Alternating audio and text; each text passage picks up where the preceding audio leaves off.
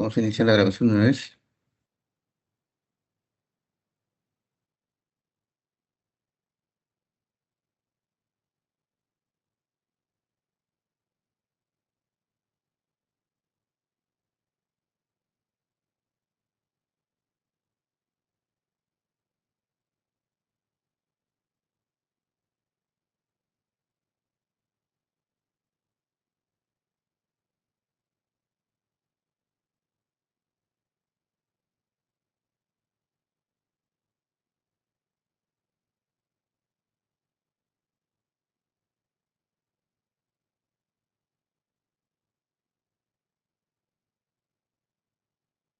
Práctica que vendría ya este viernes sería, ¿no? Y ojo que es presencial, ¿no? Vendría justamente hasta este punto, ¿no? Aritmética al computador, ¿no? Vendría toda la parte básica de manejo de MATLAB, por ahí programación en MATLAB, y teoría de errores y aritmética al computador. Ya, hasta ahí sería el alcance de la primera práctica. Ya, igual hoy avanzaremos un poco el siguiente tema, que es el sistema de ecuaciones lineales, sistema de ecuaciones lineales. ¿Ya? Bien, así que vamos a hacer un último aclare y ya vamos pasando al siguiente tema.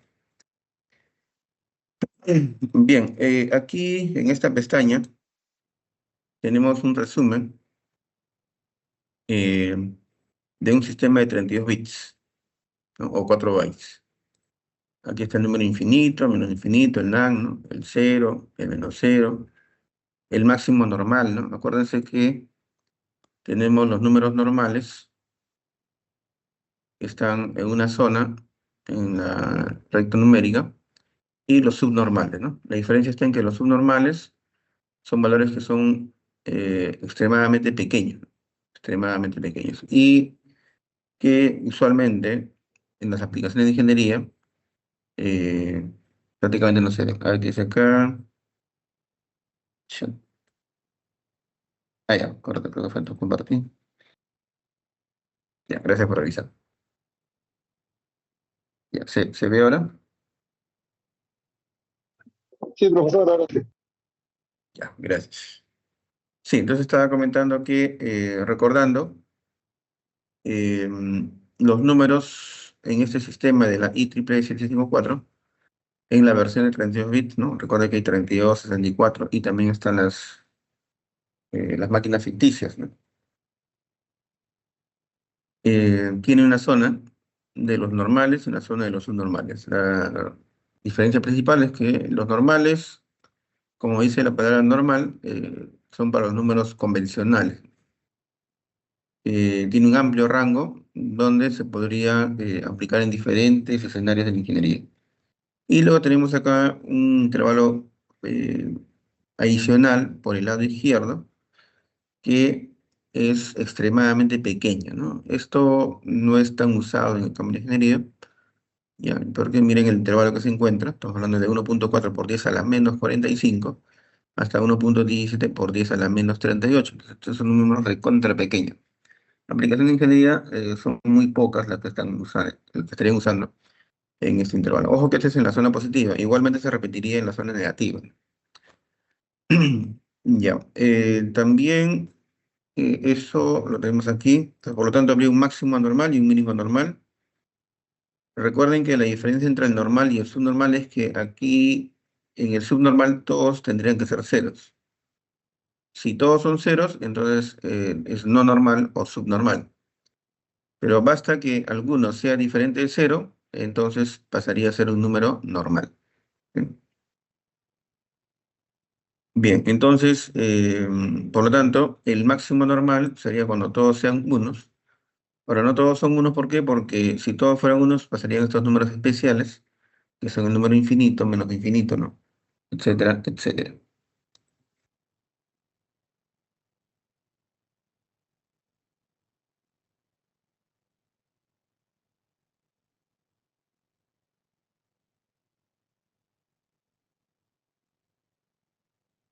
Entonces, el máximo posible, entonces, por esa razón, sería todas ellas unos, excepto el último, con cero. Entonces, este sería el mayor valor posible en el exponente. Y este de acá sería el mayor valor posible en la mantiza. Y el mayor valor posible en la mantiza sería que todos fueran 1. Entonces, esto ya lo hemos analizado, ¿cierto? Y esto nos sale 3,4 por 10 a la 38, ¿no? Una vez ya convertido. Recuerda que al ser normal tenemos que usar esta fórmula de aquí. Y el mínimo normal sería el mínimo valor en el exponente, pero que sea diferente de cero, porque si fueran todos ceros, entonces pasaría a subnormal. Así que el mínimo posible sería cuando el último es 1. Y en la mantiza, el mínimo valor posible es cuando todos son ceros. Así que esto, otra vez convertido a base, perdón, a base 10, sería 1,17 por 10 a la menos 38.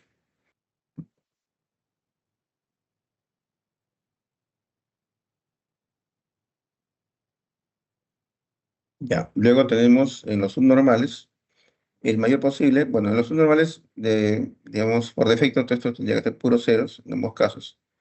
Así que el mayor valor posible sería cuando todos son unos, y el menor valor posible sería cuando todos son ceros. Pero todos son si todos fueran ceros, ya todo sería cero. Y hablaríamos del mínimo subnormal, obviamente diferente del cero. Y ese sería cuando todos son ceros, excepto el último. Así obtenemos el máximo y el mínimo. Ojo que estas indicaciones son válidas para sus máquinas hipotéticas, ¿no? Recuerden que ayer hemos visto que existen máquinas hipotéticas, ¿no? O sea, 32 y 64 son los convencionales, pero para efectos académicos se puede hacer máquinas hipotéticas que son de 11 bits, o 9 bits, o 7 bits, o cualquier otra cantidad de bits, ¿no? Puede ser de 8 bits, puede ser una de 5 bits, ¿no? Lo que fuera. Y nos tendría que indicar cómo se distribuirían, ¿no? Bueno, el signo siempre va a ser un bit, el exponente, cuántos bits por el exponente, y la diferencia sería para la matriz. Estos son para escenarios hipotéticos, ¿no? O máquinas hipotéticas.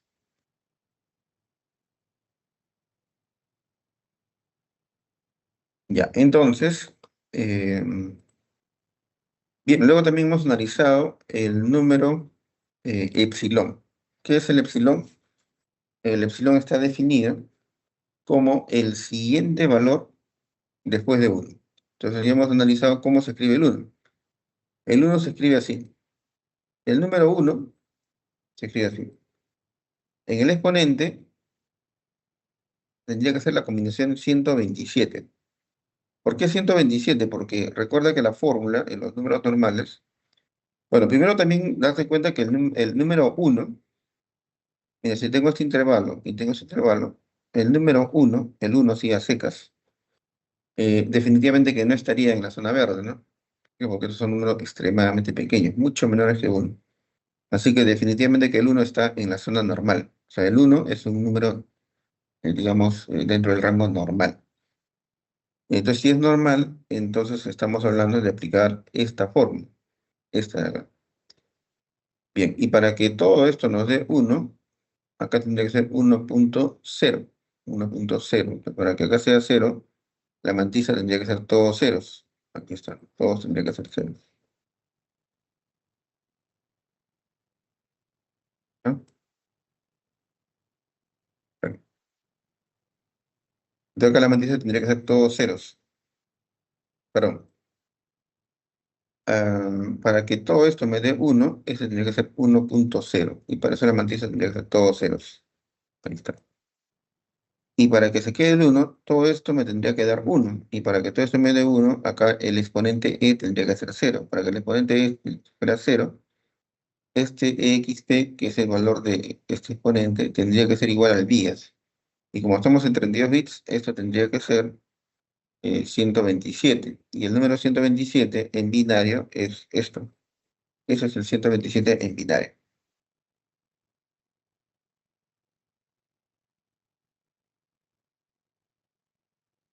Así entonces 127 menos 127 sería cero, 2 a la cero es uno, y 1,0 sería uno. Entonces, este es el famoso número uno. Entonces, el vías, perdón, el epsilon, ¿qué cosa es? El epsilon es el siguiente valor inmediato de uno.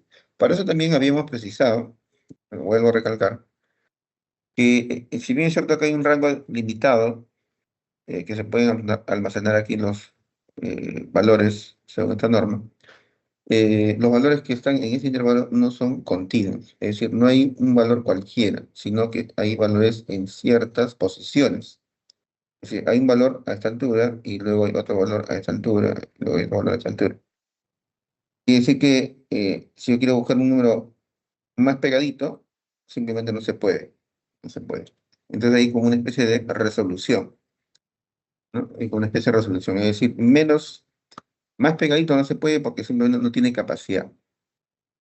Entonces, esa distancia más corta posible que se puede definir en este intervalo es justamente el epsilon. El epsilon. ¿Y qué se define? ¿Y qué se define como el valor mínimo que se le puede sumar al uno para que se defina un nuevo número en este estándar que estamos desarrollando? ¿Y cuál sería el siguiente valor inmediato a este? Según los bits, el siguiente inmediato sería pues el siguiente bit en la mantisa, y el siguiente bit en la mantisa sería este uno. Ese sería el siguiente. Así que, bueno, hemos calculado esto y sale uno, y luego hemos calculado este otro, ¿no? Este otro. Y bueno, toda esta parte sería igual, ¿no? Como esto es igual, 2 a la 127 menos 127, entonces te va a dar uno. Y acá sería uno más y todo este valor. Esto ya lo hemos convertido antes a binario. Este es uno, perdón, este es 2 a la menos 23. Y por lo tanto este número sería uno más 2 a la menos 23. Bueno, esto se cancela. Me queda esto nada más. Esto se cancela porque es uno. Y acá todo esto sería simplemente uno más 2 elevado a la menos 23. Si quiero saber cuánto es la diferencia entre este y este, tendría que restar esto menos esto. Si yo resto, uno más 2 elevado a la menos 23 menos uno, esto me da 2 elevado a la menos 23. 2 elevado a la menos 23 sería este valor, ¿no? 0,0000. Entonces, a ver, yo les pregunto, a ver si están atentos, ¿ah? A ver si están atentos. Pregunta para el escenario. Hacen la voz a sus compañeros, díganle que ya empezamos, por favor. ¿Cuál sería el valor siguiente? ¿Cuál sería el número siguiente? Ojo que estamos todo en 32 bits, ¿no? ¿Cuál sería el valor siguiente correspondiente a este número? ¿Cuál sería el valor siguiente? Con dos unos al final, ¿no? Con dos unos al final. ¿Qué dicen los demás?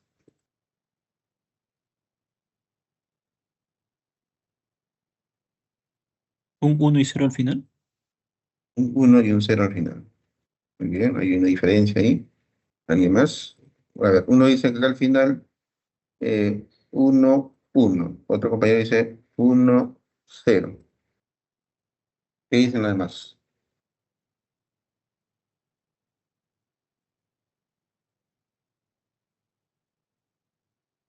Bien, ese sería,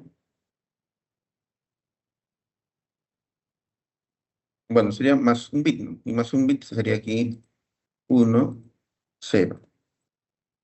¿Quién es más grande, 1, 0 o 1, 1? Se supone que 1, 1, ¿no? Así que tendría que ser 1, 0. 1, 0.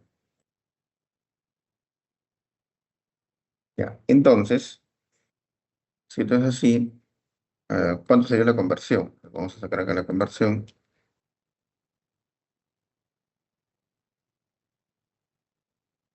A ver, sería, la parte inicial sería lo mismo, ¿no? 2 elevado al exponente que es 127, menos el viaje que es 127, así que todo esto va a ser 1, otra vez. Y acá sería 1 más, ¿no? 1 más porque es 1 punto, ¿no? Un punto, y lo que viene es la parte binaria. Acá sería 2 elevado a la cuánto, jóvenes. 2 elevado a la cuánto.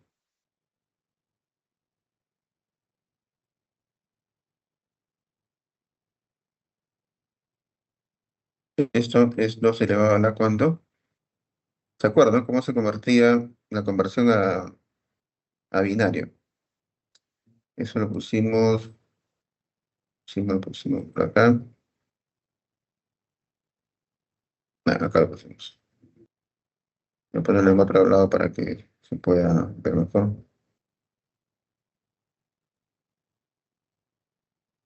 Conversión a binario. Está. Voy a poner por acá.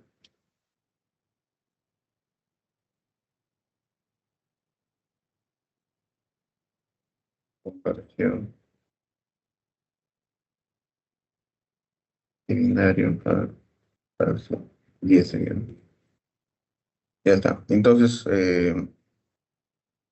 bueno, los números enteros está claro, pero los números con parte decimal es así, ¿no?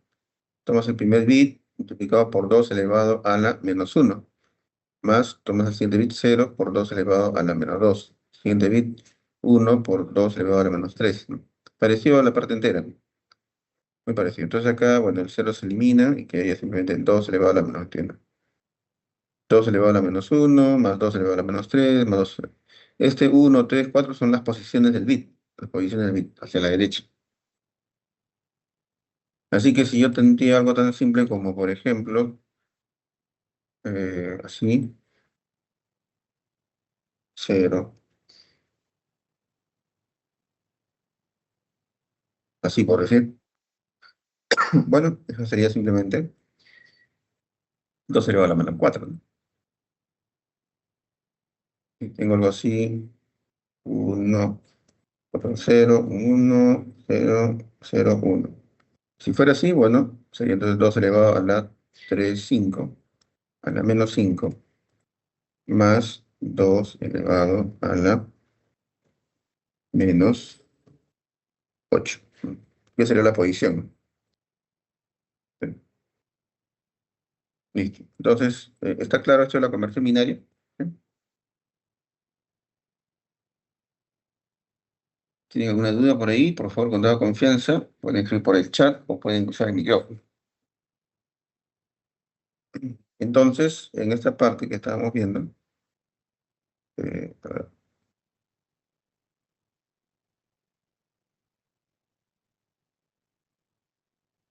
ok. Entonces acá tenemos algo muy sencillo, ¿no? Que es todo esto. Estamos hablando de un cero punto, ¿no? 0.0000 y el último uno. Es fácil. Bueno, como son 23, sería 2 elevado a la menos 23, que es lo que se ha puesto acá. Pero ahora aquí estamos en esta posición. Entonces, por lo tanto, sería 2 elevado a la cuánto. Si todo tiene 23 bits y esa es en la posición penúltima, entonces acá sería uno más 2 elevado a la cuánto, jóvenes. A la menos 20, 20, 20, 20, 20. Nada, jóvenes, puede ser. Ya estuvieron a hacer el examen, ¿eh? Hasta acá viene.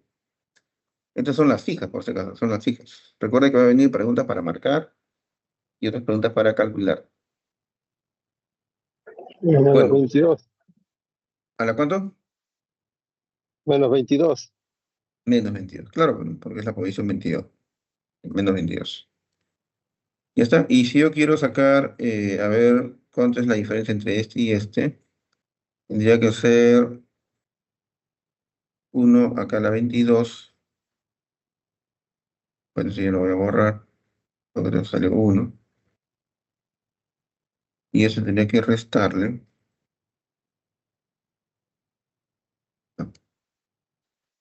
Vamos a poner acá, sí, igual 22, y bueno, uno más acá 22. Esto de aquí, ¿cuánto es?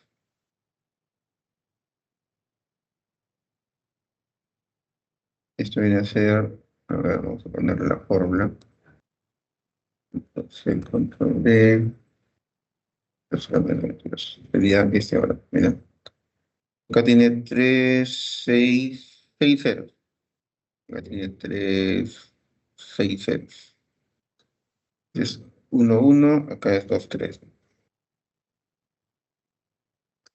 Y si yo quiero calcular la diferencia entre este valor y el anterior,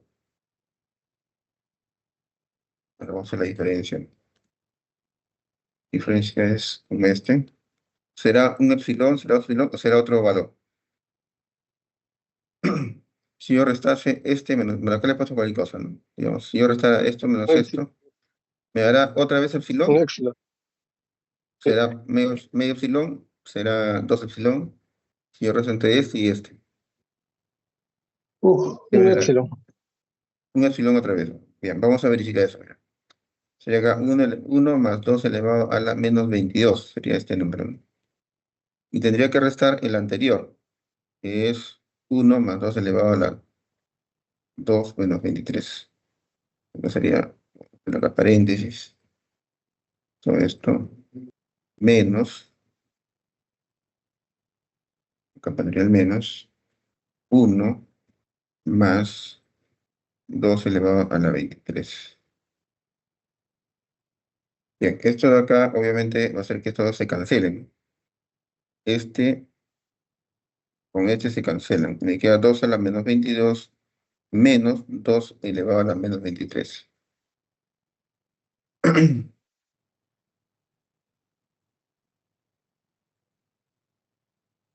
Esto menos esto.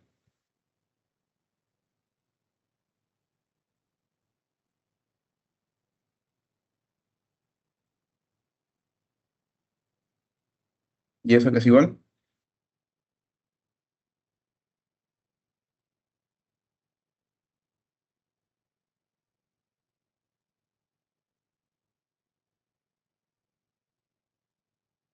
A ver si seguimos jugando. Epsilon es igual a... Ya, entonces acá, a ver, este de acá, si lo transformo, acá adelante les pongo 2 para que sea el mismo, acá ¿cuánto tendría que ser? 2 elevado a la menos 23, ¿sí o no? 2 por 2 elevado a la menos 23 es 2 elevado a la menos 22. ¿No es cierto? Porque este es 2 a la 1, las iguales, exponentes se suman, sería menos 22. Y eso le resto menos todo esto. Entonces, factor común es esto, y acá me queda multiplicado por 2 me queda aquí, y acá me queda 1. Y eso es igual entonces a 2 elevado a la menos 23. Y 2 elevado a la menos 23 viene a ser justamente epsilon. Es decir,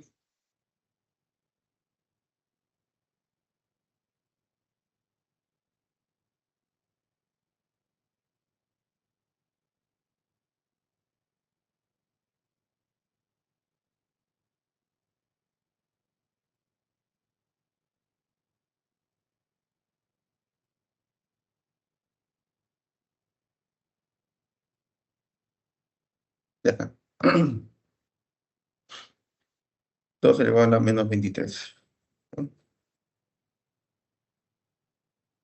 Entonces, eso significa que el siguiente consecutivo, acá sería 1 más 2 veces epsilon. Así sería. Por lo tanto, es predecible que el siguiente, acá, el siguiente, ¿qué sería? Sería 1 más 3 veces epsilon. Y que sería justamente acá con 1. Ya no voy a hacer proceso. Este sería 3 veces epsilon. Y obviamente la diferencia entre este y este sería epsilon. Es decir, el valor va de la resolución, lo que hemos esquematizado acá, es que va de epsilon en epsilon. De epsilon en epsilon. Eh, Ahora, todo esto es en 32 bits. ¿Cómo será en el caso de 64 bits?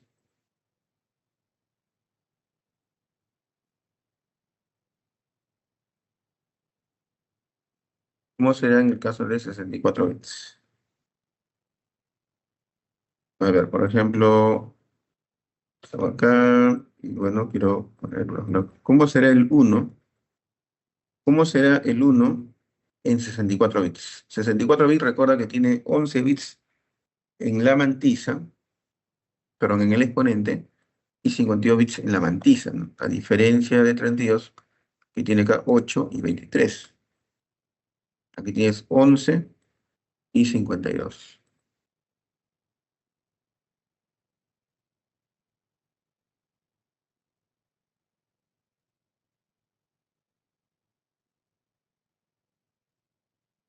Bien, entonces, ¿cómo se escribirá el uno?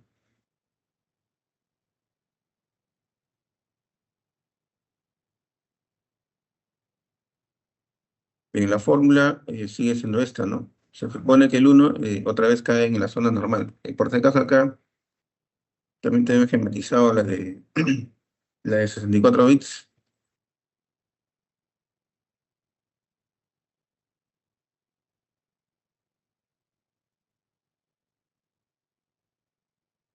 Igualmente, ¿no? Que hay una zona normal y subnormal para 64 bits. Solo que como tiene más bits, eso tiene más, un rango más amplio, ¿no? Acá era 10 a la menos 38 y 10 a la 38. Y acá es 10 a la menos 308, menos 308, ¿no? Tiene una recontra más. O sea que este de acá es mucho más pequeño que los subnormales de acá. Recontra más pequeño. ¿Ya? Y en este caso, el mínimo subnormal y el máximo subnormal está en el orden de menos 324. Y acá 10 elevado a la menos 303, que son mucho más pequeños que eso, ¿no? Ya esto prácticamente es todavía menos probable para que se usen en cambio de ingeniería los números subnormales de 64 bits. Mucho menos probable. Bueno, entonces, igualmente, el epsilon siempre se define a partir de uno, ¿no? Uno hacia la derecha, el siguiente más cercano. Entonces, primero definimos cuánto es el uno. Para eso, usando un poco la estrategia de acá, vamos a ponerlo aquí,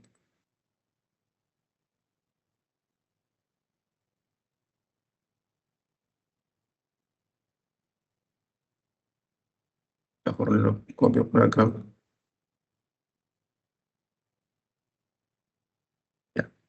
Entonces, para eso hay que tener en cuenta que el días, en el caso de 64 es diferente, es 1023. Entonces acá sería, eh, bueno, el positivo ya ni lo cuento, 2 elevado al, acá el días es 1023. Por lo tanto, para que sea de forma análoga, acá también tendría que ser 1023. Es decir, este exponente tendría que dar 1023. Y 1023, ¿cuánto es en binario? 1023 en binario. Le pones a esto pasarlo a base 2, resulta que va a ser aquí puros unos.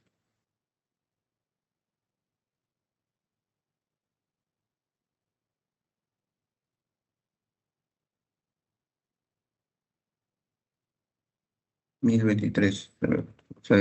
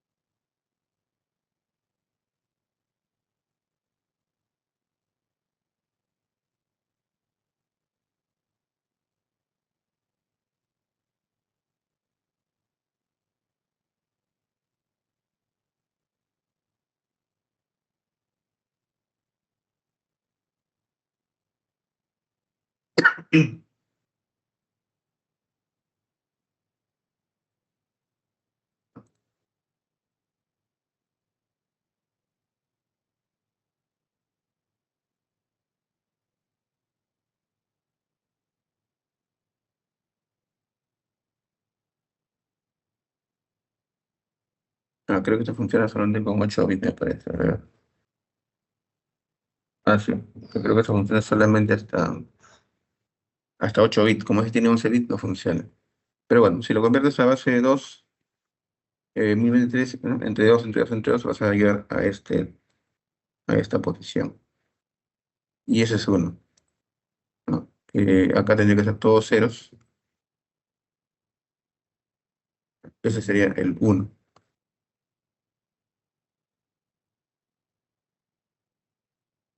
¿Eh? Por lo tanto, el siguiente más pequeño, ¿cuándo sería? Sería aquí cuando este sea uno, ¿no? Y por lo tanto, este sería uno más epsilon, ¿no? ¿Y eso cuánto es? Bueno, yo no voy a poner acá todo esto porque sería lo mismo, sería uno, sería en este caso 2 elevado a la, entonces ya se va porque es uno, sería lo mismo. Y aquí sería uno más 2 elevado a la cuánto. 2 elevado a la cuánto, jóvenes. ¿Cuánto sería?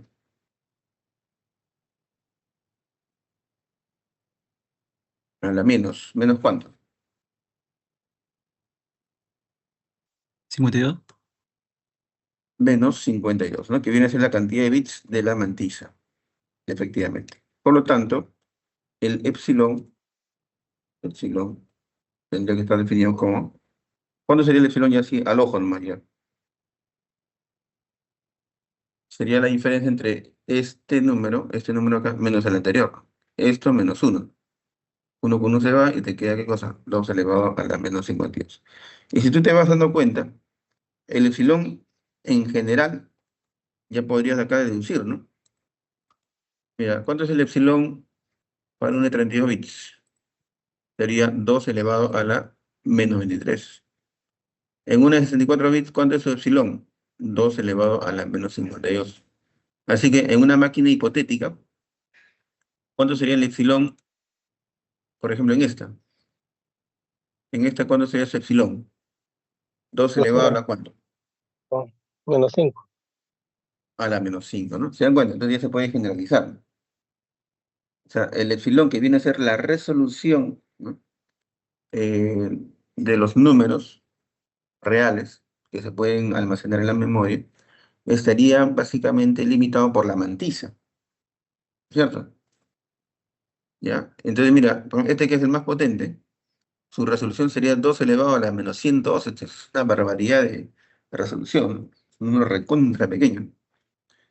Bueno, entonces, regresando acá al punto, ese sería 2 elevado a la menos 52. Y esto, a ver, vamos a ver si lo puede calcular, pues también ya este Excel también tiene su capacidad vamos a ver si es que lo puede calcular y que tendría que salir menos que este epsilon de acá.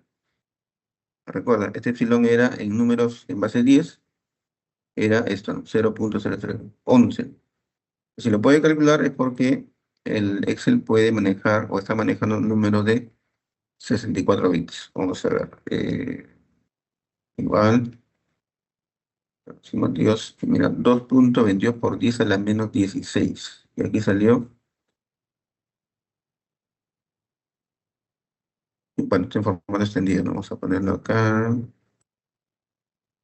más grande, más grande.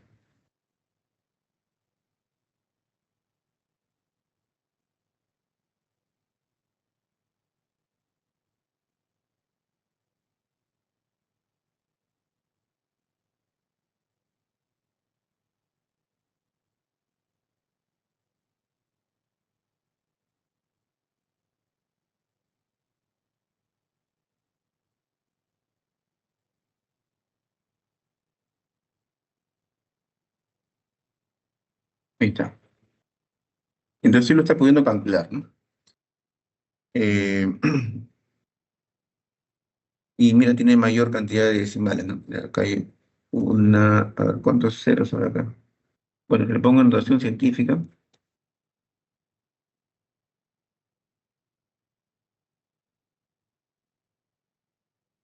poner en las dos versiones. La versión científica sería 2.2 por 10 a la menos 16. 2.2 por 10 a la menos 16. Ese es un 0.0000150. 15 exactamente. Mientras que en la 32 bits, vamos a poner acá también, acá,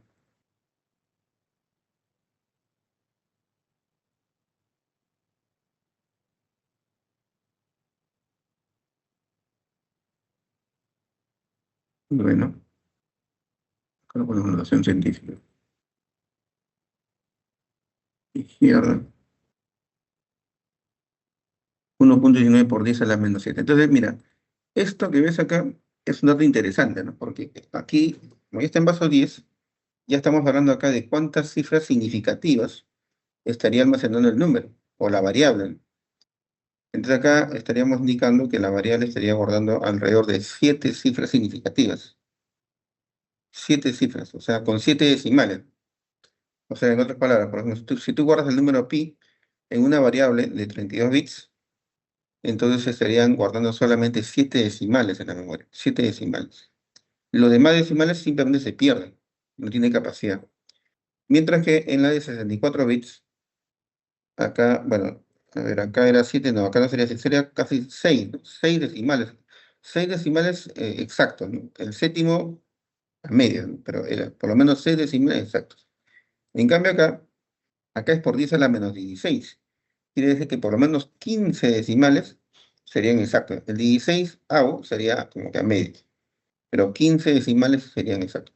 Si tú guardas el número pi en una variable de 64 bits, lo guardaría hasta con 15 decimales de precisión respecto del número pi. 15 decimales exactos. Bien, ya no voy a investigar el siguiente número. El siguiente número tendría que ser obviamente más 2 epsilon. El siguiente número, 1 más 2 veces epsilon,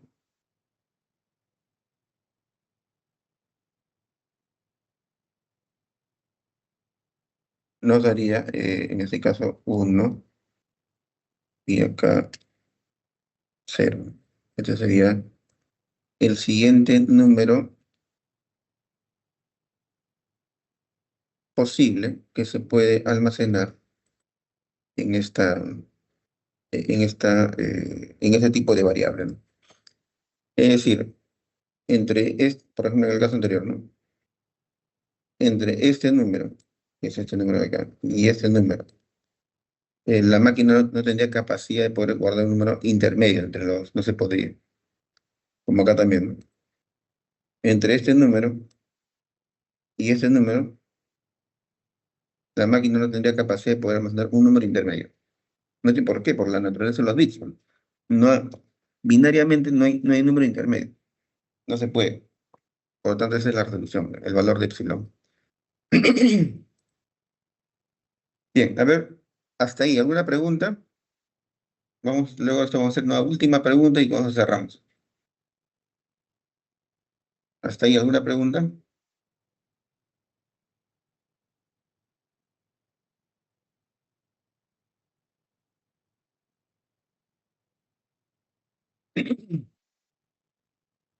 Ya, entonces,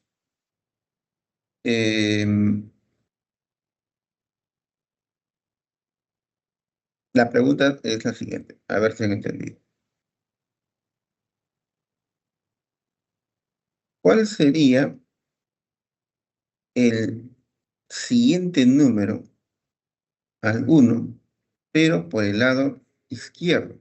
Es decir, por ejemplo, ¿no? Estamos acá, vamos a suponer que este sea el 1, por ejemplo. ¿No? Este de acá sea el 1. Perdón.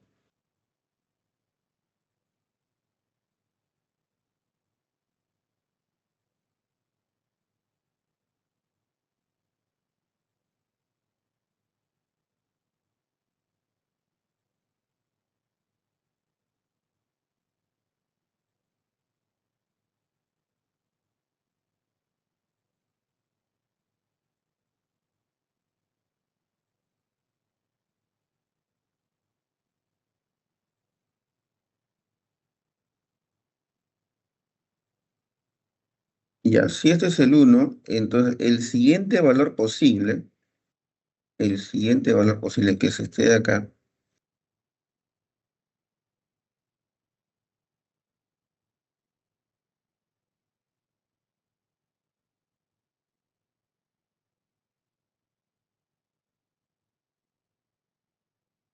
¿listo?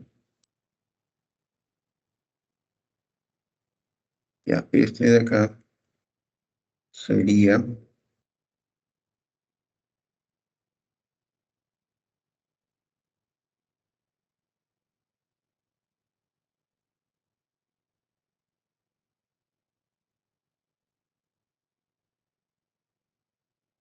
así es, ¿no es cierto? El siguiente valor posible, entonces, entre uno y uno más epsilon, no es posible guardar otro número. El siguiente que será uno más 2 veces epsilon. Eso.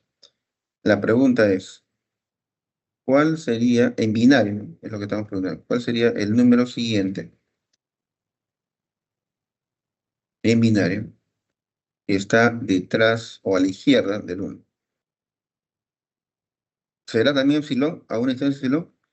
Pero antes de averiguar eso, ¿cómo se escribiría en binario el número anterior? Entonces acá lo tenemos en bits. ¿Está? ¿Sería un número subnormal, profesor? ¿Sería un subnormal? A ver qué dicen los demás. ¿Sería un subnormal? Esquemáticamente, a ver, si es un número anterior, mira, acá nomás en el esquema nomás, ¿no? En el esquema nomás. ¿Un anterior sería normal o subnormal? El inmediatamente anterior al uno. El inmediatamente anterior al uno posible, ¿estaría en la zona de normal o estaría en la zona de subnormal?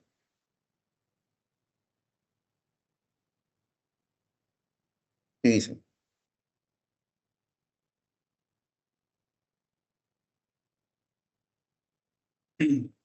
Subnormal. ¿Subnormal?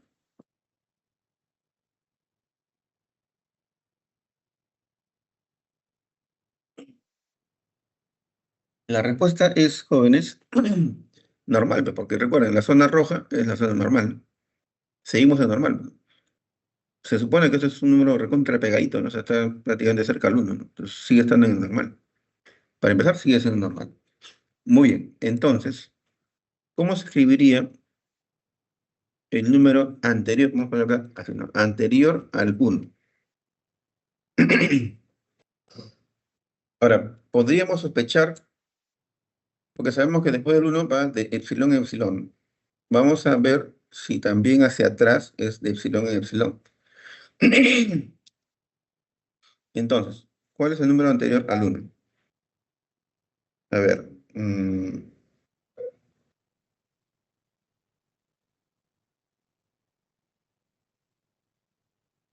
para ello, el número anterior, ¿esto tendría que ser más o tendría que ser menos?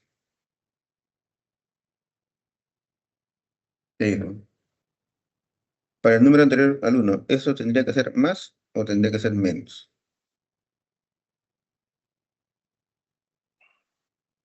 Menos. Tendría que ser menos, ¿no? Pero tendría que ser el inmediato inferior, ¿no? A ese número. ¿Y cuál sería el inmediato inferior a ese número?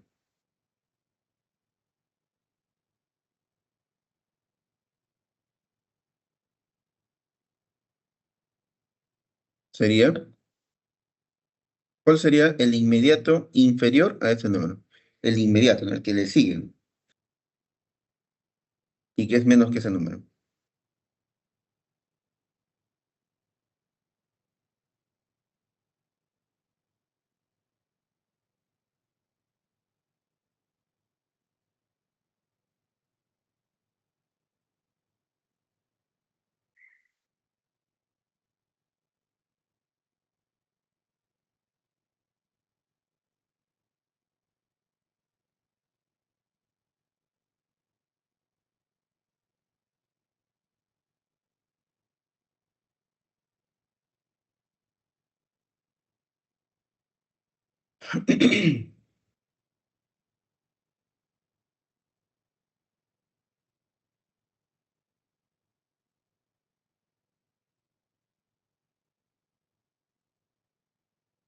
Nada. Quedó desierto.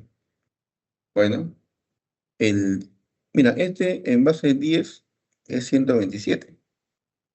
El número anterior tendría que ser 126, no hay otra. Y el 126 sería nada más aquí 0. Ese sería el anterior, ¿no? Que es 126. Ahora yo les pregunto, otra vez, para seguir apuntando al anterior a 1, el inmediato anterior a 1, ¿cómo tendría que ser la mantisa? ¿Todos ceros, el último ¿Todos 1 unos? o todos unos, como dice un compañero? ¿Cuál sería el anterior al 1? ¿Cómo tendría que ser la mantisa? ¿Todos unos, como dice el compañero? ¿Todos ceros, el último 1, el primero 1? ¿Cuál sería el valor que le corresponde? A ver, a la una, ¿eh? A las dos y a las tres. Tendría que ser todos unos, todos unos. Así es. Entonces acá tendría que rellenar de unos. Ya está. Muy bien. Ahora, ¿esto cuánto equivale? A ver, vamos a calcularlo. Sería C contra B. C contra B. Ya, este sería un 2 elevado a la 126. ¿No es cierto? Porque es uno menos. Por 1.111. El 1.111 ya lo hemos calculado, ¿no se acuerdan? Estaba por acá. Aquí. Cuando son todos unos, era exactamente esto. Voy a copiar para no. Era uno más uno menos 2 elevado a la menos 23. Uno más uno es 2.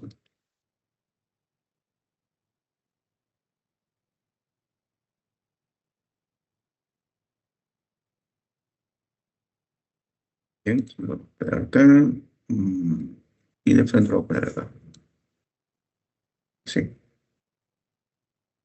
Y bueno, eso simplificando un poquito, acá sería 2 elevado a la 1, 2 elevado a la menos 1, perdón. Sería 2 elevado a la menos 1, multiplicado por todo esto. Ya está. Y esto es igual a ver, este es 2 elevado a la menos 1,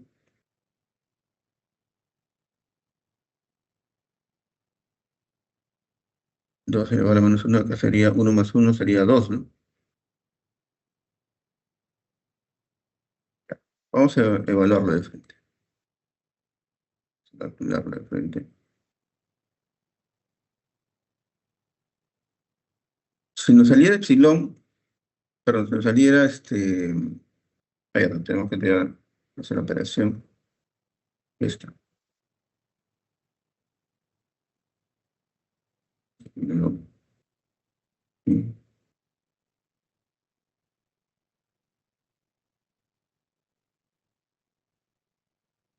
ahí está, 0.9, ese es este valor acá. Y vamos a hacer la resta, en este caso, entre el 1 menos, sería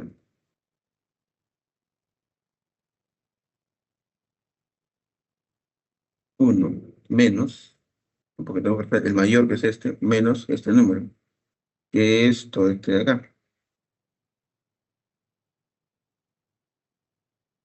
Pues, y bueno, sale una cosa un poco complicada de factorizar, ¿no? 1 menos todo esto. Ya, muy bien. Y vamos a calcularlo.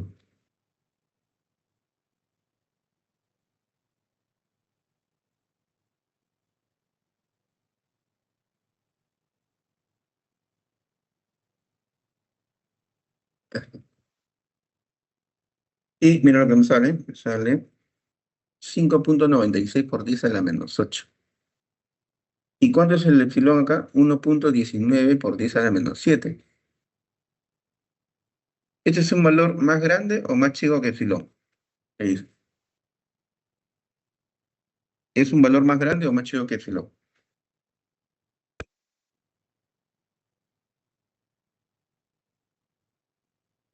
¿Es un valor más grande o un valor más pequeño que epsilon? Menor. Es un número menor. Es un número menor. Entonces, con esto nos damos cuenta que el epsilon, ¿dónde se aplica?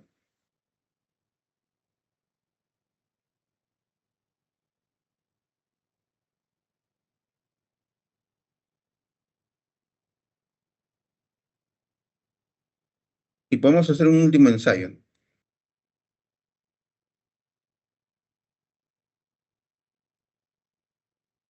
El anterior, vamos a poner acá, anterior dos veces, vamos a poner acá. Anterior dos veces.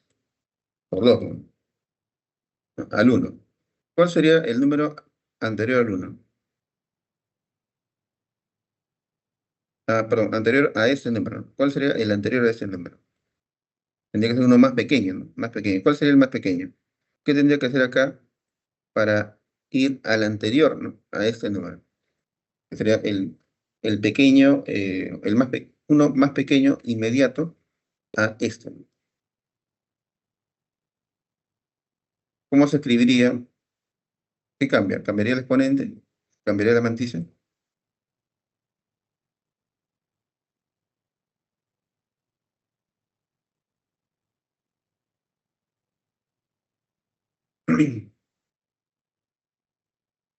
La respuesta es, tendría que ser, el exponente quedaría igual. Lo que sería este tendría que ser más pequeño que el anterior. Y el inmediato más pequeño a este es cuando este termina en cero, ¿no es cierto? Y si este termina en cero, entonces, ¿cuál sería la conversión? Sería, eh, bueno, esta parte sigue siendo lo mismo, 2 elevado a la 126 menos 127. Y este de acá era cuando todos son unos. Pero a eso yo tendría que restarle. ¿Cuánto le resto? Le tendría que restar el último bit. ¿Y cuánto es el último bit? El último bit es 2 elevado a la menos 23.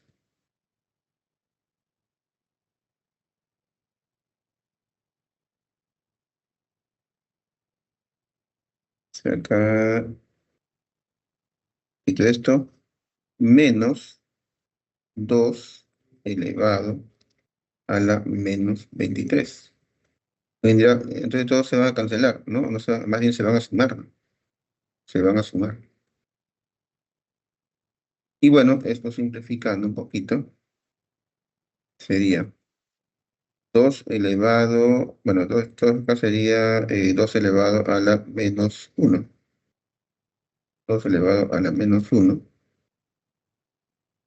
¿cierto? Multiplicado por uno más uno, 2.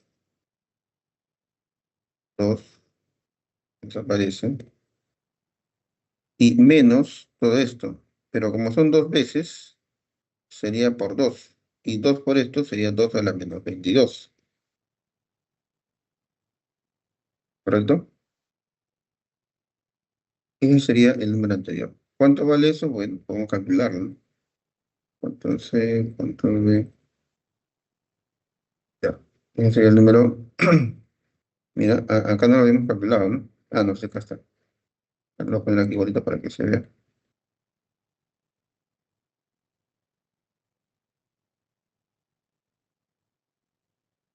Ahí está. Se supone que este es más pequeño que este, ¿no? 3 6 7. Acá hay 3 6. Este es más pequeño. Y la diferencia entre estos dos, ya lo voy a poner de acá. Aquí voy a poner la diferencia entre los dos. Voy a restar la diferencia. Sería esto menos esto. 5,96 a la izquierda, pero le voy a dar más decimales, acá también.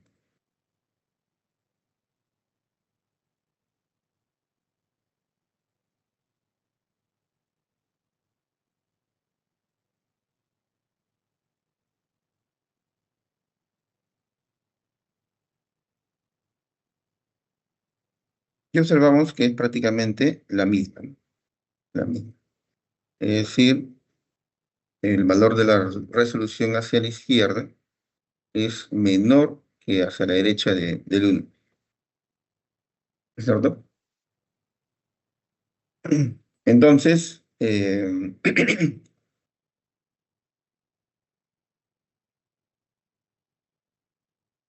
a ver si lo restamos así directamente, mm, sería, a ver, así como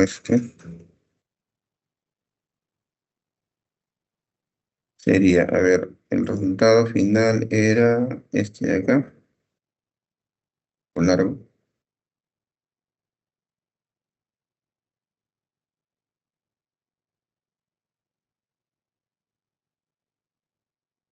todo eso menos de acá,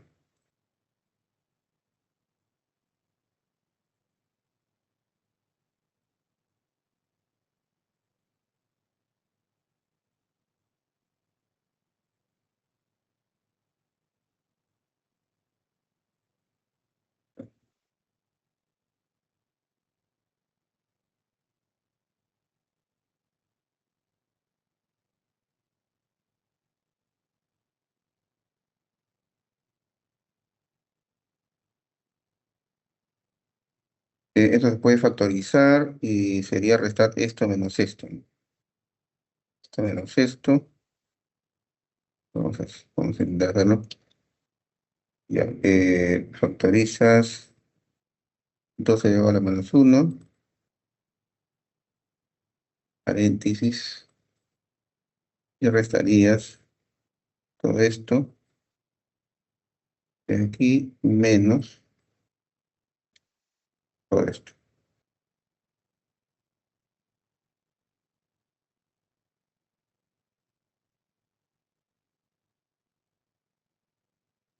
Pero, bueno, vengo un corchete porque se puede diferenciar, así, así.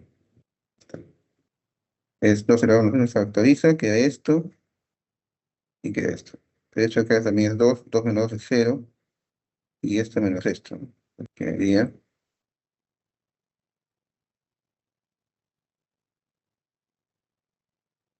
sería, sería 0, eh, negativo, el otro también desaparece. Ya, pero acá lo signo como quedaría, acá sería negativo, que es negativo, y acá sería menos, menos más, que quedaría positivo. O sea que sería 2 a la menos 22 entre, o para menos 2 a la menos 23. ¿Esto cuánto es la diferencia? Esto sería,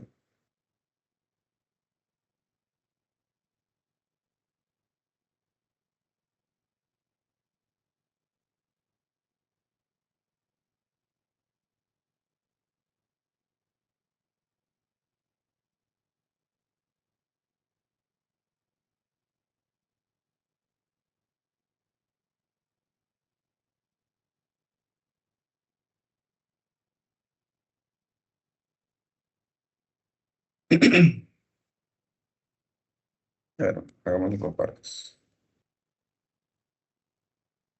Esto se invierte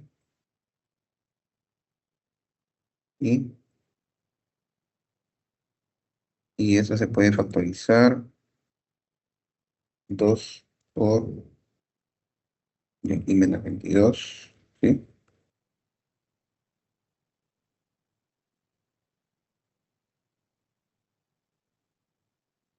No, al revés, ¿no?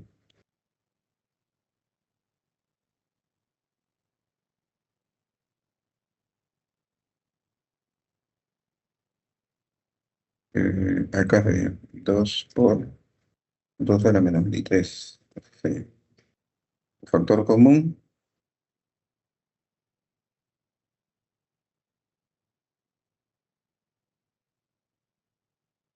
que es 2 a la menos 23, y quedaría acá,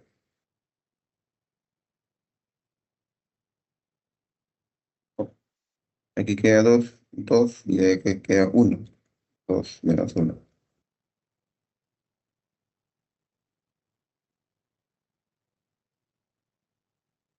Entonces sería 2 elevado a la menos 1 por 2 elevado a la menos 23. Y esto nos da 2 elevado a la menos 24.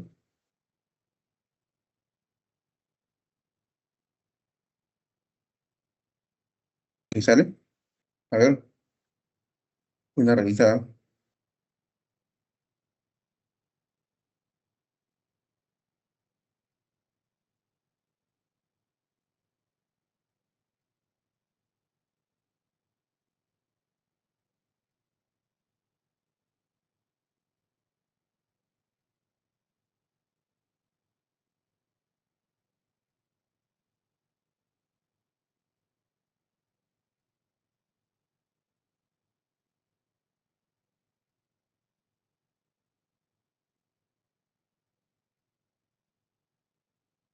¿Qué sale?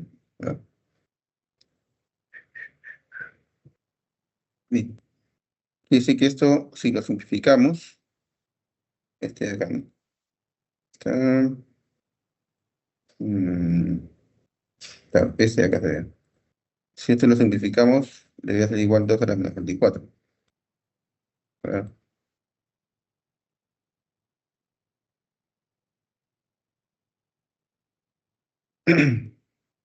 Entonces acá sería, este ingresa, 2 a la menos 1. Ah, ya, este es 1 más 1, 2.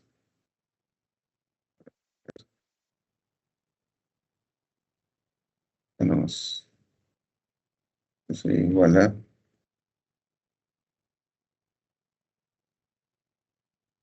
a ver, este de acá sería 2. 2 menos todo esto. Si este ingresa 2 a la menos 1 por 2 a la 1, me da 1.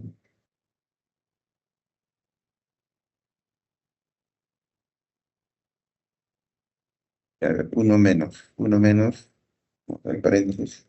Ya. Esto por esto, 2 a la menos 1 por 2 a la 1, de 2 a la 0, que es 1.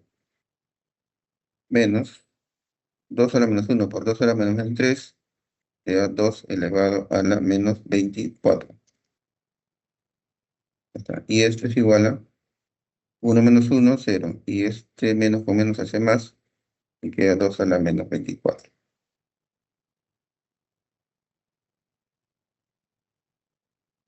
Y 2 a la menos 24 es este número.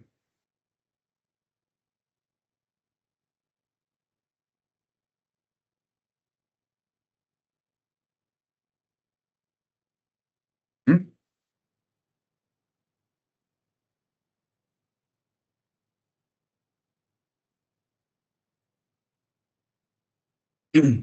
Eso quiere decir que antes del 1 existe un número más pequeño todavía, ¿no? Hay una menor resolución. Hay una menor resolución antes del 1 y después del 1 hay una resolución. Y el epsilon que se mide es después del 1. Ojo, después del 1, el epsilon se mide después del 1. ¿Ya? Muy bien, preguntas hasta ahí, jóvenes, preguntas, preguntas, dudas.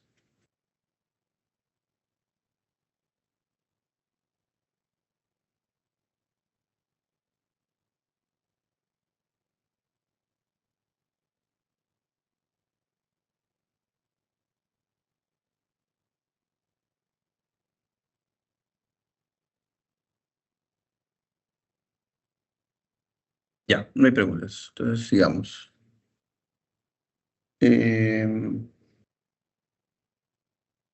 sí, ya, creo que nosotros habíamos agotado.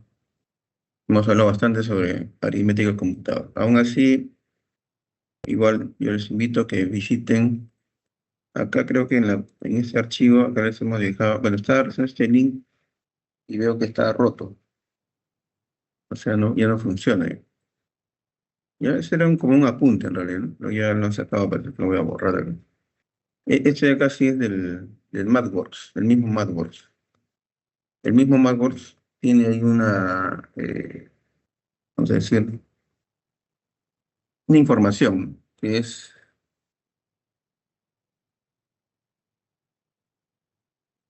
referido a los números de punto flotante. Incluso tiene algunos comandos, ¿no?, que puedes usar para hacer algunas validaciones.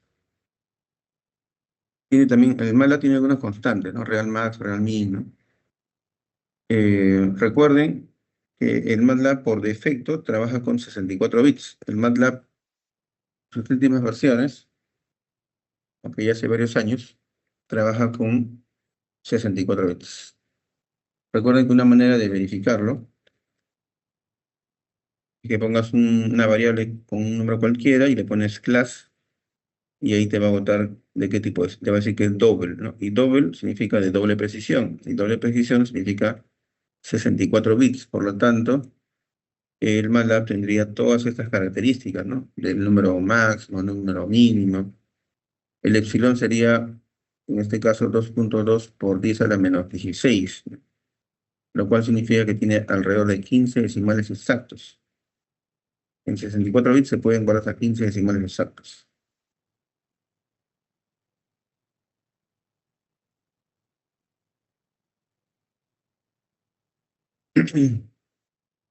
También puedes crear enteros solamente de 8 bits, ¿no? El single, que es el single de precisión, ¿no? Acá también recalca cómo se distribuyen los bits en una de 64 bits, 1, 11, 52, y esta es la de 32 bits, 1, 8, 23, ¿no? Siempre la mayor cantidad de libros, aparatos, software, trabajan en ese orden, ¿no? 32 y 64 bits. Eso lo vamos a usar. Eh, Edición, a ver, operaciones, resultados. Por acá incluso nos resalta algunas operaciones como la que hemos mencionado alguna vez, ¿no? Debido a esos límites, es que la máquina no puede almacenar más que esos valores, ¿no?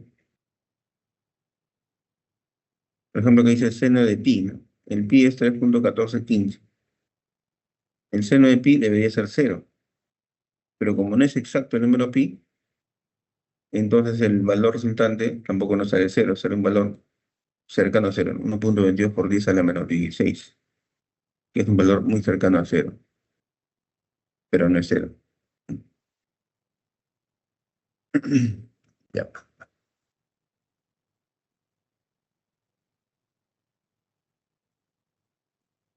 muy bien. Vamos a grabar. Listo, vamos a pasar al siguiente punto.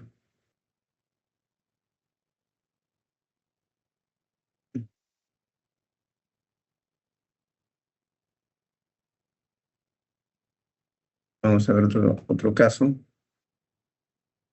Bueno, vamos a ir salteando algunas cosas, porque este es un tema que ustedes ya lo han visto en realidad en el curso anterior, que es álgebra, ¿no? Ustedes han llevado esto en el curso de álgebra.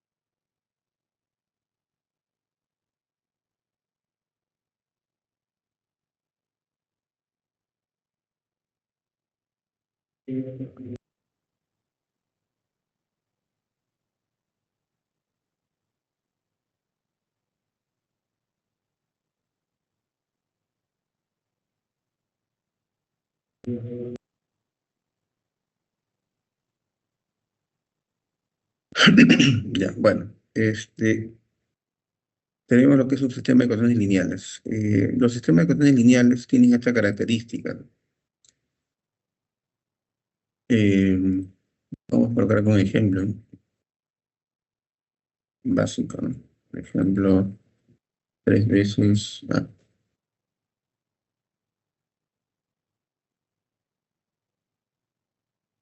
3 veces x1 más o menos, ¿ya? Menos 4 veces x2 es igual a 5.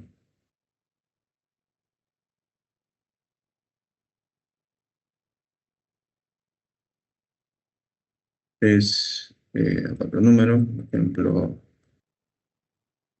7, acá 11, acá 4, ya está. Aquí más.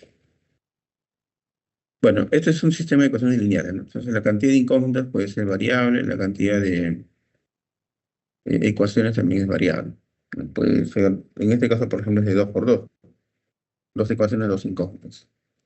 Y en general lo podemos escribir así, ¿no? En general. En este general tendríamos M de Marta ecuaciones, y N de Nancy variables. Un caso particular es que el número de ecuaciones con el número de incógnitas coincidan. Hay un dicho muy básico, ¿no?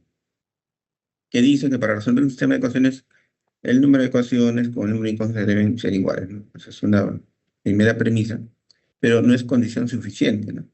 Para decir que tiene solución.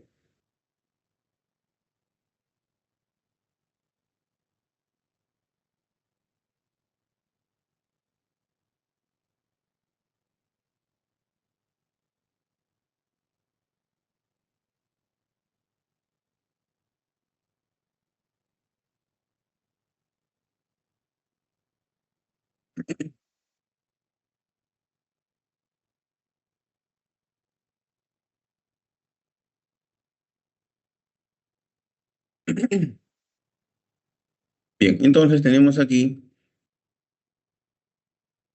una matriz, ¿ya? De coeficientes, ¿no? Si esto lo organizamos matricialmente, sería así, ¿no? Entonces tú multiplicas esta primera fila, la primera fila por la primera columna, nos da esto, ¿cierto? Multiplicas esto por esto, igual a esto, ¿cierto? Y eso te da esto. Lo mismo, ¿no? A11 por x1 más A12 por x2 hasta A1n por xn igual a la primera cosa. De manera similar, la segunda ecuación es acá, ¿no? Y bueno, son equivalentes. Entonces acá tenemos la matriz de coeficientes. Tenemos acá las incógnitas y acá los términos independientes. Y esto, escrito de manera compacta, es la clásica forma AX igual a B. Bien, esto desde el colegio se ha enseñado a cómo resolver en sistemas de uno por uno primero, después en sistemas de 2 por 2 y ya está en sistema de 3 por 3, ¿no? Que son, en una de 2 por 2 es relativamente fácil, en una de 3 por 3 ya se hace un poquito más complicadito, pero hasta ahí se llega, ¿no? Entonces una de 4 por 4 ya se hace más complejo. Y de ahí conforme va subiendo, se complica más y más.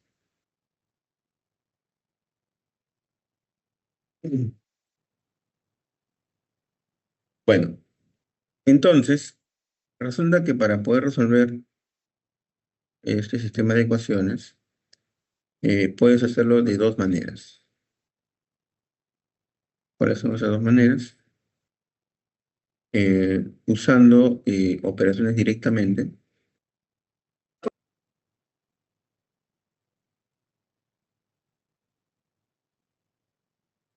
¿Ya? Operaciones, utilizando operaciones directamente o usando algoritmos eh, repetitivos, ¿no? Algoritmos repetitivos. o también otros llaman métodos iterativos. Métodos directos y métodos iterativos. Entonces, antes de mandarnos a resolver un sistema de ecuaciones como este, primero vamos a repasar el teorema de Cauchy-Frobenius. Cauchy-Frobenius señala, eh, digamos, cuándo un sistema de ecuaciones puede tener solución. Y en realidad, Cauchy-Frobenius señala que hay en realidad tres posibilidades, ¿no? Son tres posibilidades en total. Primero habla de compatibilidad, ¿no? El sistema puede ser compatible o no compatible. Compatible significa, en otras palabras, si tiene solución o no tiene solución. ¿Ya? Entonces, un sistema de ecuaciones puede tener solución como no puede tener solución. Entonces, a eso le llama compatible. O sea, incompatible significaría que el sistema de ecuaciones no tiene solución. Eso sería incompatible.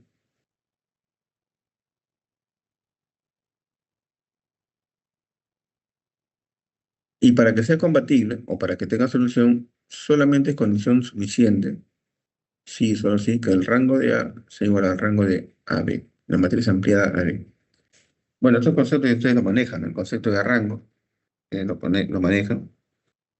El concepto de matriz ampliada AB también lo maneja, ¿cierto? Entonces, si el rango de A y el rango de la matriz ampliada son iguales, entonces significa que tiene solución. Si eso no se cumple, entonces significa que simplemente no hay solución.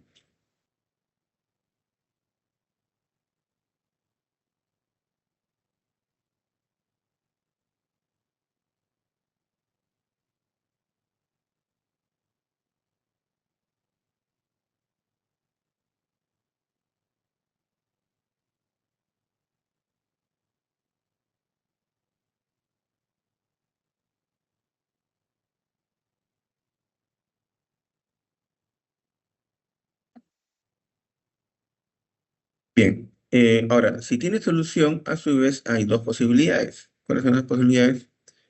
De que tenga solución única, o que presente infinitas soluciones. Y que presente infinitas soluciones también significa que es indeterminado. O sea, decir que es indeterminado significa que tiene infinitas soluciones. Decir que es determinado significa que tiene solución única. Entonces, tenemos como que tres posibilidades, como ya les decía anticipadamente, ¿no? Compatible determinado, compatible indeterminado o incompatible. Que traducido a simples palabras, que tenga solución única, que tenga infinitas soluciones o que simplemente no tiene solución. Esas son las tres posibilidades que puede suceder con cualquier sistema de ecuaciones. No hay más, no hay más casos, son solamente tres casos. Ya, entonces, por ejemplo, ¿no? Si es incompatible, no tendría sentido gastar esfuerzo en querer resolverlo. ¿Por qué? Porque simplemente no tiene solución. Esto aplicas algún método, cualquier método que sea, por la pura va a ser, porque no tiene solución. Luego, tenemos el solución única e infinitas soluciones. De las dos, la que más nos va a interesar, obviamente, va a ser la de solución única, porque si tiene infinitas soluciones, esto podría tener algunas aplicaciones convenientes, pero son muy pocas, ¿no? Normalmente se requiere que la solución sea única. Entonces, lo que mayormente vamos a buscar es un sistema que sea compatible determinado. Tiene que ser compatible determinado para que tenga solución única. ¿Y cuál es la condición para que sea compatible determinado? Bueno, tendría que ser,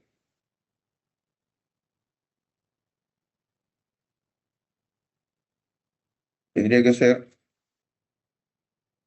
como dice acá, ¿no? Primero, que el rango de A tiene que ser igual al rango de la empleada.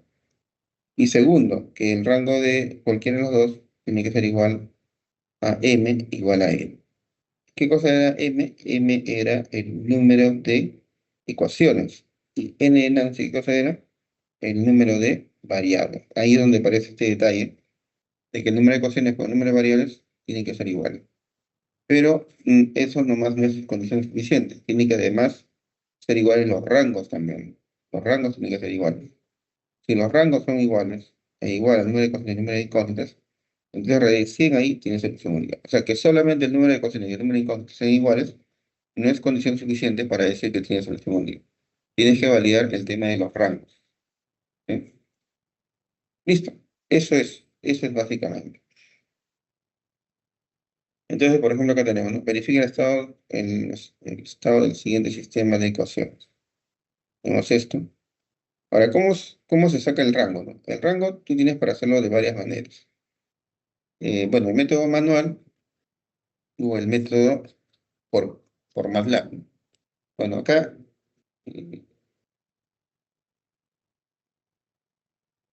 eh, nosotros acá todavía, bueno, siempre insistimos la parte, vamos a decir, manual, procedimental, porque es algo que ustedes deben saber, bueno, porque si no, como ingenieros que son, deben tener una capacidad de análisis, ¿no? Y no solamente capacidad técnica, además, ¿no? Porque lo técnico es que tú de frente agarras un comando y ya está, ¿no? El comando te da el rango y ya está. En cambio, un técnico no te va a hacer un procesamiento manual, usar otras técnicas para el rango sin usar la máquina. Esto es solamente para una cuestión conceptual, una cuestión de dónde viene, cómo se calcula, ¿no? Claro que cuando ya uno va a querer sacar el rango, no vas a gastar esfuerzo en hacerlo manualmente, ¿no? Es como aprender a multiplicar, ¿no? ¿Cómo se, cómo se aprende a multiplicar? Bueno, tienes que primero memorizar la tabla de multiplicación de una cifra, probablemente. Luego tienes que aprender a hacer a mano, ¿no? De una cifra, de dos cifras, de tres cifras. Y una vez que sabes ese algoritmo manual, luego usas la calculadora para contrastar, ¿no?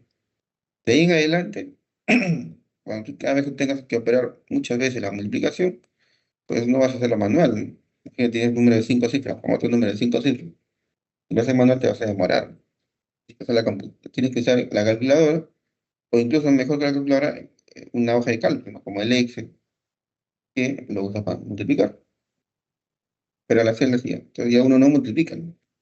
Pero ya tienes todo el procedimiento. De manera similar, acá también hay muchas cosas que ya están. En realidad todo el curso estamos viendo cosas que ya la máquina lo hace. Por ejemplo, todo este rollo que hemos hablado de la aritmética del computador, eso nosotros en el fondo no vamos digamos, a hacer las conversiones. O sea, si tú tienes un problema de ingeniería, no sé, estás trabajando con la temperatura, la presión, etcétera, etcétera.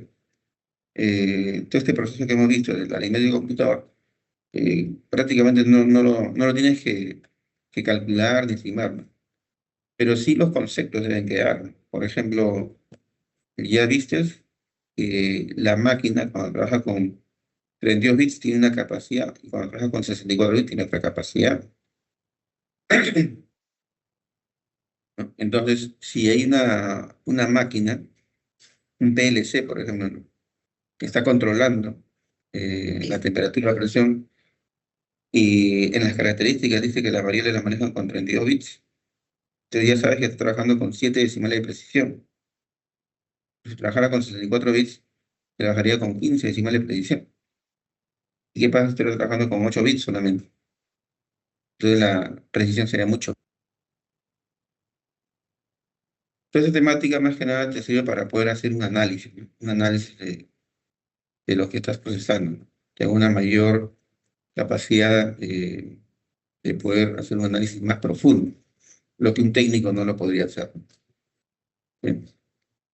Por ejemplo, ahí ya tiene la explicación de cómo se guarda el infinito, el menos infinito, el cero, ya sabes por qué sale cero, ya sabes por qué cuando haces algunas operaciones y debería salirte cero, como el seno de pi, por ejemplo, no te sale cero, te salen números pequeños. ¿Y eso a qué se debe?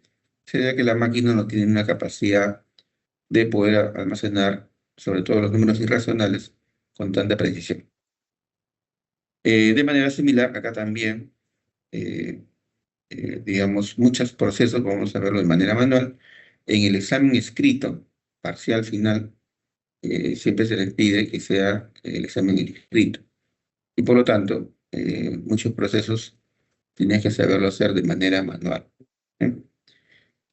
Pero ya en la práctica usaremos pues, los comandos de MATLAB, usaremos programación, usaremos, ¿no?, los programas. Incluso en una aplicación real tendrías que usar la IA, ¿no?, para que te haga los programas.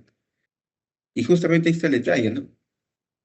Cuanto menos sabes de los detalles internos de los procesos, menos provecho puedes sacarle a la IA.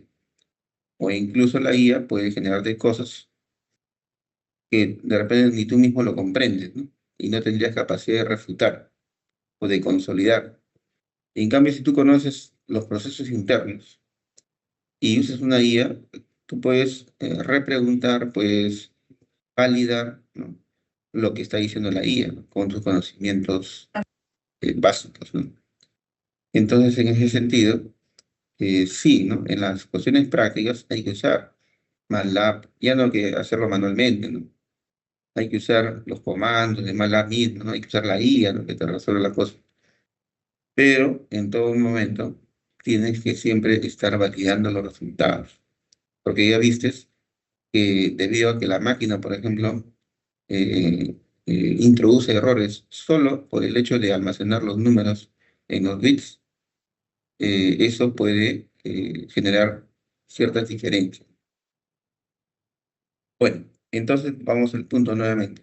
La idea es verificar el sistema de ecuaciones, a ver si tiene solución o no tiene solución, y si tiene solución, vamos a ver si tiene infinitas soluciones. Entonces, en este sistema de ecuaciones tenemos tres ecuaciones, m valdría 3, n es el número de ecuaciones, sería 3, perdón, n de Nancy es el número de incógnitos y tiene 3, x1, x2, x3. Y bueno, esto pasado a matrices sería así: 2, 4, 3, 6, 24, 18, 8, 8, 6, 1, 0, 6. Muy bien. ¿Qué es lo que hay que hacer? Básicamente, para aplicar Ricci Frobenius, tenemos que sacar el rango A y el rango de la matriz ampliada AB. Entonces, acá tengo la matriz ampliada AB, que es juntarlo nada más. Y empezamos a sacar el rango primero a A, que es esta matriz. ¿Cuál es el método que ustedes han visto en el curso de álgebra lineal? Básicamente, las operaciones elementales. Vamos a operaciones elementales y comenzamos a verificar si tiene, o mejor dicho, el rango, ¿no?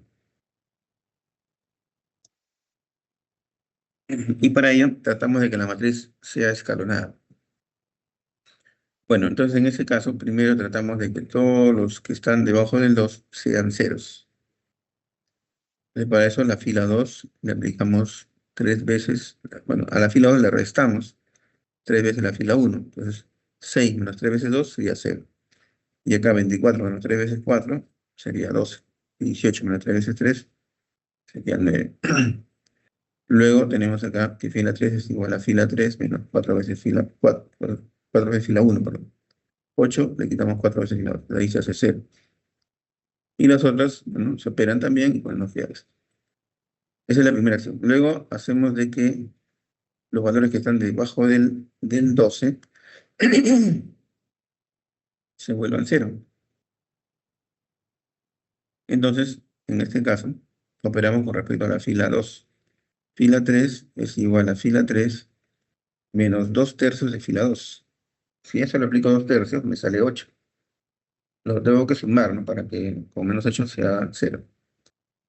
Entonces, se hace 0 y acá le aplicaría lo mismo. Menos 6 más 2 tercios. 9 entre 3 es 3, 3 por 2, 6. Y 6 menos 6 es 0. Ya está.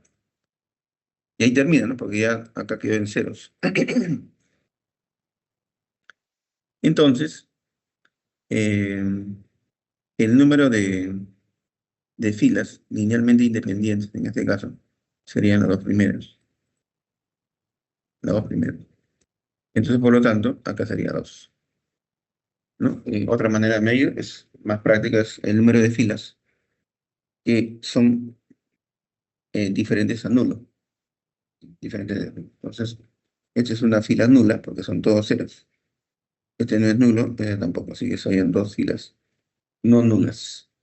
Por lo tanto, el rango de A es 2. Bien, en la ampliada, juntamos el 102, 106, perdón, y aplicamos las mismas operaciones, solo que esta vez también le va a afectar a esta parte. Y entonces, bueno, aplicamos lo mismo y resulta que acá, en esta operación, también la última fila se hacen todos ceros. Por lo tanto, el rango de AB es igual a 2. Entonces, los rangos son iguales. Como los rangos son iguales, entonces estaría cumpliendo la primera condición. El rango de A es igual al rango de B, entonces es compatible. Por lo tanto, es compatible. Compatible significa que tiene solución. Ahora se tiene que descartar si es solución única o infinitas soluciones. Si es que el rango de A es menor que el número de ecuaciones o el número de incógnitas, entonces el sistema es indeterminado o que tiene infinitas soluciones. Entonces, en este caso, el rango es 2 y comparado al número de incógnitas es menor, porque el número de incógnitas es 3. Por lo tanto, el sistema es compatible, indeterminado, es decir, tiene infinitas soluciones. Entonces, quiere decir que acá los valores para x1, x2 y x3 no son únicos. Puedes encontrar una solución y luego puedes encontrar y otra, después otra y así sucesivamente. Bien, acá otro ejemplo, pero acá dice que corrija, porque la solución. Bueno, mejor dicho que lo haga, ¿no? Eh, bien, a ver, vamos a darle 5 minutos para que intenten hallar el rango de estos sistemas, el rango de esto, pero manualmente, ¿no? Manualmente. De esta, recuerda que dije hallar el rango de la matriz A y de la matriz ampliada. Y le vamos a dar 5 minutos nada más.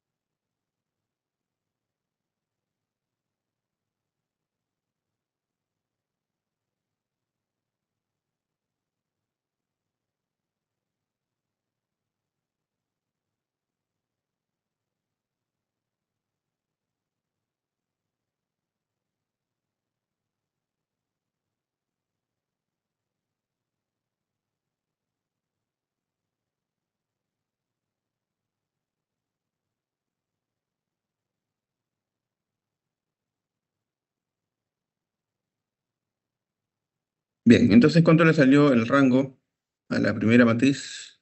Ah, ¿cuánto le sale el rango a la primera matriz? 3 le salió. Y no, a ver, más o menos, a ver, las primeras operaciones, a ver, acá es 2 4 3.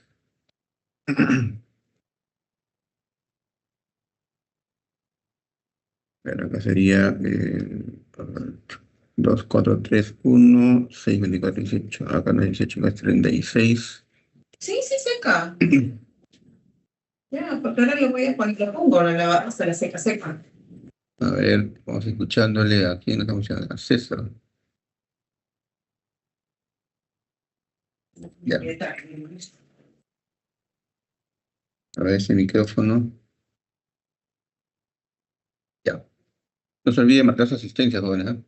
Vaya marcando su asistencia, también no se olvide. A ver cómo está acá. Hay varios que no han marcado. Marquen su asistencia, por favor. Mientras vamos avanzando por acá. Bueno, entonces, 2 4 3 1 6 24 36 0 8 12 6 y 12. Entonces acá tendría que hacer lo mismo.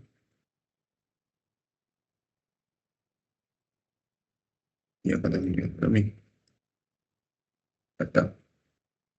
Luego, otra vez acá lo mismo. Matizar solamente.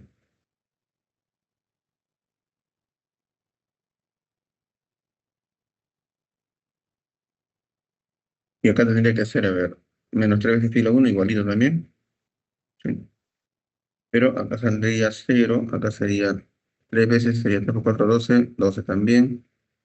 3 por 3 9. 36 menos 9 es 36 menos 9. 27. Y 7 más 9, 37. Claro. Y acá, igualmente 4 veces uno igualito queda 0. 12 menos 4 acá sería menos, acá 4, 4 es 16, acá sería menos 4. Y 4 veces 3 3 por 4 12, acá sería menos 6, acá está bien. Listo. Y luego aquí me quiero restar 4, acá sería más simple, ¿no? Sería solamente más fila 2.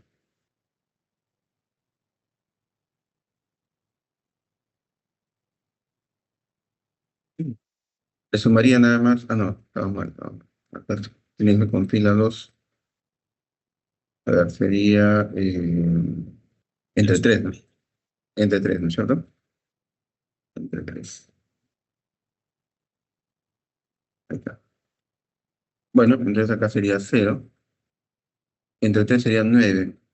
9 menos 6 sería menos 3. O más 3, no, más 3, positivo. 27 entre 3 es 9 y 9 menos 6 es 3. Ya está. Entonces, acá quedó el 3, por lo tanto, tenemos 3 filas que son linealmente independientes. Y por lo tanto, sería rango de A igual a 3. Y bueno, acá habría que hacer lo propio, ¿no? Habría que hacer lo propio. Igual habría que operar. Acá también es hacer lo mismo prácticamente.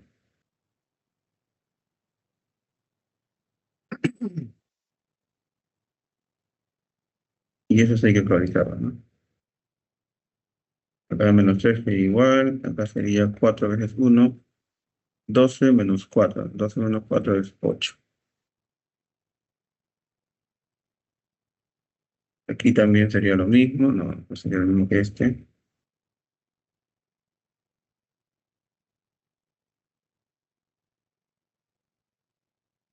Y prácticamente sería lo mismo que este.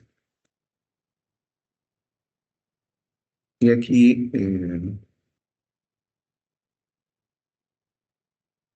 sería F2 es 0. Entre 3 es 0. Y 0 más 8 es 8. Entonces acá quedó otra fila que es diferente de 0. Por lo tanto, el rango es 3. Entonces el sistema es compatible determinado. Es decir, tiene solución única.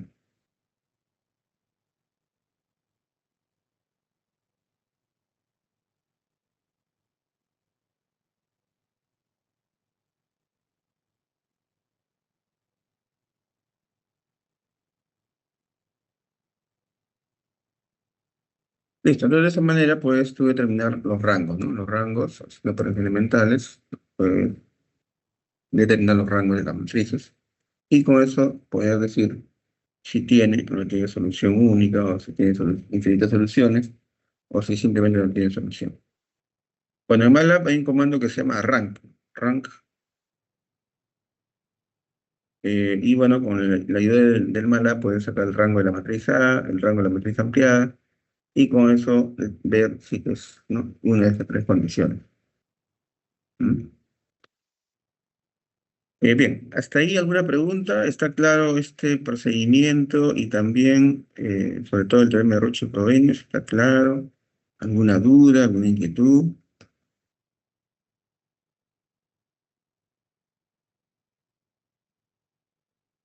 ¿Preguntas, jóvenes?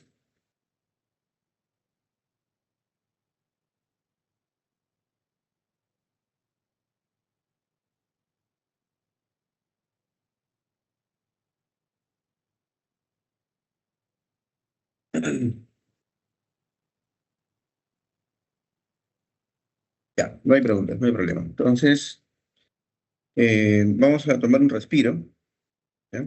Un buen respiro para agarrar la segunda parte, vamos a recargar energías, para empezar a ver ahora otro concepto importante que es sistema, los sistemas que están, o también nos llaman condicionamiento de los sistemas, ¿no? Y ahí vamos a ver que hay sistemas que están mal condicionados y hay sistemas que están bien condicionados. ¿Eso para qué es? ¿Para qué sirve? ¿Cómo se procesa? Eso es lo que vamos a ver en la siguiente parte. Y luego inmediatamente después de eso vamos a ver ya los algoritmos de solución, los cuales vamos a verlo en dos bloques, los métodos directos y los métodos iterativos. Los métodos directos deben haberlo visto algunos de ellos en su curso de álgebra, ¿ya? Así que ahí van a un poco recordar solamente. Y los métodos iterativos sí no se suele ver en el curso de álgebra. Este es algo nuevo que vamos a explorar aquí con profundidad. Recuerden que los métodos numéricos, la mayoría, no todas, pero sí la mayoría, utiliza iteraciones, bucles. Y justamente por eso es que los algoritmos que se hacen para aplicar los métodos numéricos, normalmente pues, son bucles que tienen que ser implementados en un programa o un programa. Muy bien, entonces vamos a hacer un pequeño intermedio de 20 minutos, ¿ya? Y luego estamos volviendo con el tema de sistemas que están mal condicionados.